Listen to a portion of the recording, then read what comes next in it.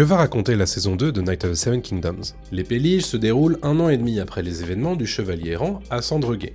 On y suit à nouveau les aventures de Duncan et Egg qui, après un tour à Dorne qui n'est que très peu évoqué dans la nouvelle, travaillent au service d'un seigneur local nommé Eustace O'Grey ou Osgrey en VO. Avant d'aller plus loin, n'oublie pas de t'abonner à la chaîne pour voir mes futures vidéos. À ce moment-là, Westeros connaît une lourde période de sécheresse qui exacerbe les tensions territoriales entre O'Grey, dans sa tour de pied ferme, et la seigneurie voisine de Froide-Douve. On y découvrira d'ailleurs la dame de Froide-Douve nommée Rohanne Tissier, ou Rohanne Weber en anglais.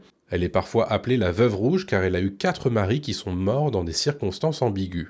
Dans ce contexte, Duncan a prêté allégeance au seigneur O'Grey et va donc embarquer, en compagnie de son écuyer, dans un conflit qui n'est pas le sien, mais dans lequel il va se retrouver entre deux feux. Dans une interview auprès d'IGN, Ira Parker évoque les thématiques des 2 premières saisons. Si la saison 1 parlait vraiment de pères et de fils, et ce qu'on lègue à la prochaine génération, alors la saison 2 traite de la loyauté, et peut-être même mise en face de la loyauté aveugle. On est plutôt fidèle au livre, à nouveau, je dirais qu'on a quelques ajouts ici ou là, mais on en a fait beaucoup dans la saison 1 aussi. En tout cas, ça devrait paraître inhérent au monde et au point de vue de Duncan. Si tu as des questions sur l'univers de Game of Thrones, pose-les en commentaire, en tout cas maintenant tu sais.